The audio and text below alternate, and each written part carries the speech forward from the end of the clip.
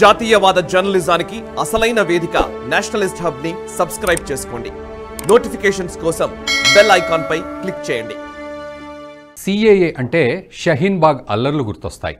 నెలల తరబడి ఢిల్లీ రోడ్లను దిగ్బంధించడం, నిరసనలు, దేశ వ్యతిరేక వ్యాఖ్యలు, దేశాన్ని విడగొట్టేందుకు కుట్రలు. ఇలా ఒక్కటేమిటి, సిఏఏ అల్లర్ల పేరిట చెయ్యని రాద్ధాంతం అంటూ లేదు. అయితే ప్రస్తుతం రూల్స్ నోటిఫై చేశాక అటువంటి వారు ఒక్కరూ కనిపించట్లేదు. ఎందుకని ఆలోచించారా? ఒక్కసారి ఆలోచిస్తే దీనికి సంబంధించి మోదీ, షా, అజిత్ దోవల్ త్రయం చేసిన పని ఇట్టే కనిపిస్తుంది. బిల్లు పాస్ అవ్వడానికి, రూల్స్ నోటిఫై చేయడానికి మధ్య 4 ఏళ్ల గ్యాప్ ఉంది. దీనిపైన కొంతమంది విమర్శలు గుప్పించారు. బిల్లు పాస్ అయి 4 ఏళ్లుగా వస్తున్నా రూల్స్ నోటిఫై చేయలేదని కేంద్రాన్ని విమర్శించారు. కానీ ఈ 4 ఏళ్లు ప్రభుత్వం ఊరికే లేదు. దీనికి కావలసిన గ్రౌండ్ వర్క్ మొత్తం ప్రిపేర్ చేస్తూ వచ్చింది. అయితే మోదీ ప్రభుత్వం చేసిన ఆ గ్రౌండ్ వర్క్ ఏమిటి అనేది ఇప్పుడు చూద్దాం. కేంద్ర ప్రభుత్వం సిఏఏ చట్టాన్ని పార్లమెంట్లో ఆమోదించడంతో ఢిల్లీలోని షహీన్ బాగ్ కేంద్రంగా అల్లర్లు మొదలయ్యాయి. 2019 డిసెంబర్ 15న ఇవి ప్రారంభమయ్యాయి. అప్పటి నుంచి షహీన్ బాగ్ దేశ వ్యతిరేకులకు వేదికగా మారింది. ఇందులో ఢిల్లీ జేఎన్యూ కీలక పాత్ర పోషించింది. అక్కడి లెఫ్టిస్టులే ఈ నిరసనలను వెనకుండి నడిపించారు. మోదీ ప్రభుత్వాన్ని గద్దెదించడమే లక్ష్యంగా ఇవి జరిగాయి. ఏకంగా షర్జీల్ ఇమాం వంటి వారు భారత్ నుంచి ఈశాన్య రాష్ట్రాల్ని వేరు చేయడానికి ప్లాన్ రచించారు. ముస్లింలందరూ ఏకమై మన దేశానికి అత్యంత వ్యూహాత్మక ప్రాంతమైన సిలిగురి చికెన్ నెక్ కారిడార్ను దిగ్బంధించవచ్చు అని కోరాడు. దీనివల్ల ఈశాన్య ప్రాంతమంతా దేశం నుంచి విడిపోతుందని, అప్పుడు ప్రభుత్వం దిగి వస్తుంది అని పేర్కొన్నాడు. దీంతో దేశమంతా ఒక్కసారి ఉలిక్కిపడింది. భద్రతా బలగాలు సైతం ఈ నిరసనలపై ఆందోళన వ్యక్తం చేశాయి. ఇవి ఒట్టి సిఏఏ వ్యతిరేక నిరసనలు కావని, దేశాన్ని ముక్కలు చేసేందుకు ఇక్కడ కుట్ర జరుగుతోందని ఆందోళన చెందాయి. దీంతో ప్రభుత్వం కూడా ఈ నిరసనలను ఎలాగైనా అడ్డుకోవాలని భావించింది. అయితే సాధారణ నిరసనల నుంచి దేశ వ్యతిరేక నిరసనల వరకు చేరడానికి ఒక కారణమైతే ఉంది. అదే పిఎఫ్ఐ. ప్రస్తుతం భారతదేశ ప్రభుత్వం చేత నిషేధానికి గురైన రాడికల్ ఇస్లామిక్ సంస్థ పిఎఫ్ఐపై షహీన్ బాగ్ నిరసనల సమయంలో నిషేధం లేదు. ఆ సమయంలో నిరసనల్లో ఈ సంస్థ కీలకంగా పనిచేసింది.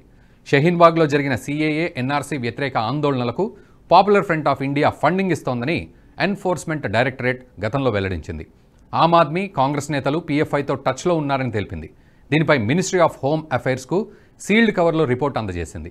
15 బ్యాంకులకు చెందిన 73 అకౌంట్లలో 120 కోట్ల రూపాయలు డిపాజిట్ అయినట్లు రిపోర్ట్లో చెప్పింది. మొత్తం నగదులో దాదాపు 1,50,000 రూపాయలు పిఎఫ్ఐకు చెందిన 15 బ్యాంక్ అకౌంట్లలో డిపాజిట్ చేయగా, మిగతా డబ్బులు షహీన్ బాగ్ హెడ్ క్వార్టర్స్లో ఉంచారని ఈడీ చెప్పింది. దేశంలోని వివిధ ప్రదేశాల నుంచి పిఎఫ్ఐ కార్యకర్తలు డబ్బులు వసూలు చేసి దాన్ని నేషనల్ హెడ్ క్వార్టర్స్లో డిపాజిట్ చేస్తున్నారని రిపోర్ట్లో పేర్కొంది. ఆప్ ఎంపీ సంజయ్ సింగ్, కాంగ్రెస్ లీడర్లు ఉదిత్ రాజ్, అహ్మద్ తదితరులు పిఎఫ్ఐ ఢిల్లీ ప్రెసిడెంట్ మహమ్మద్ పర్వేజ్ అహ్మద్తో టచ్లో ఉన్నారని, Bhim army top 100 unification of Muslim leaders WhatsApp గ్రూప్లో వాళ్ళంతా మెంబర్స్ అని ఈడీ ఆరోపించింది. ఈ మేరకు ఆయా వాట్సాప్ గ్రూపుల చాట్స్ను కూడా హోంశాఖకు ఇచ్చిన రిపోర్టుకు ఈడీ అటాచ్ చేసింది. దీనికి తోడు జార్జ్ సోరోస్కు చెందిన సంస్థలు కూడా షహీన్ బాగ్ నిరసనలకు ఫండింగ్ అందించినట్లు తెలిపింది. అందుకే వీటన్నింటినీ ముందుగా తొలగిస్తే సిఏఏ అల్లర్లు ఆపడం సాధ్యం కాదు. ఈ కారణంతోనే ముందుగా పిఎఫ్ఐపై కేంద్రం దృష్టి సారించింది. పిఎఫ్ఐ కేవలం షహీన్ బాగ్ నిరసనలకే కాదు, ఎన్నో దేశ వ్యతిరేక కార్యకలాపాలకు పాల్పడింది. 2022లో ఇస్లామిక్ అతివాద సంస్థ పాపులర్ ఫ్రంట్ ఆఫ్ ఇండియా, దాని అనుబంధ సంస్థలపై కేంద్ర ప్రభుత్వం 5 ఏళ్ల పాటు నిషేధం విధించింది. పిఎఫ్ఐ సభ్యుల ఇళ్లు, కార్యాలయాలపై జాతీయ దర్యాప్తు సంస్థ ఎన్ఐఏ ఇతర దర్యాప్తు ఏజెన్సీలతో కలిసి ఇటీవల భారీ ఆపరేషన్ చేపట్టింది. వారం వ్యవధిలో 2 సార్లు జరిపిన ఈ సోదాల్లో 250 మందికి పైగా పిఎఫ్ఐ సభ్యులు, కార్యకర్తలను ఎన్ఐఏ అరెస్ట్ చేసింది. ఈ సోదాల్లో అనేక కీలక విషయాలు వెలుగులోకి రావడంతో కేంద్రం ఈ సంస్థపై చర్యలు తీసుకుంది. పాపులర్ ఫ్రంట్ ఆఫ్ ఇండియా అత్యంత శక్తివంతమైన ఇస్లామిక అతివాద సంస్థల్లో ఒకటి. పిఎఫ్ఐ, దాని అనుబంధ సంస్థలు దేశవ్యాప్తంగా 17 రాష్ట్రాల్లో విస్తరించి ఉన్నాయి. హింస, నేరాలు, ఉగ్రవాదం, చట్ట వ్యతిరేక కార్యకలాపాలకు సంబంధించిన అనేక కేసుల్లో పిఎఫ్ఐ సభ్యులు నిందితులుగా ఉన్నారు. 2 వర్గాల మధ్య మత విద్వేషాలు రెచ్చగొట్టడమే లక్ష్యంగా ఈ సంస్థ తమ సభ్యులకు శిక్షణ ఇస్తోందని పసిగట్టింది. పలు రాష్ట్రాల్లో పిఎఫ్ఐ సభ్యులు, దాని అనుబంధ సంస్థలపై 1300కు పైగా క్రిమినల్ కేసులు నమోదయ్యాయి. యూఏపీఏ, పేలుడు పదార్థాలు, ఆయుధాల నిరోధక చట్టాల కింద పోలీసులు, ఎన్ఐఏ అధికారులు ఈ కేసులు నమోదు చేశారు. పిఎఫ్ఐకి అంతర్జాతీయ ఉగ్రవాద ముఠాలతో సంబంధాలున్నాయని అనేకసార్లు వార్తలొచ్చాయి.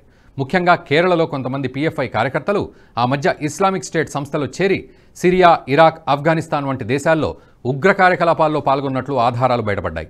ఈ క్రమంలోనే ఐసిస్తో కలిసి పనిచేస్తున్న కొంతమంది కార్యకర్తలను ఎన్ఐఏ, రాష్ట్ర పోలీసులు గతంలో కూడా అరెస్ట్ చేశారు.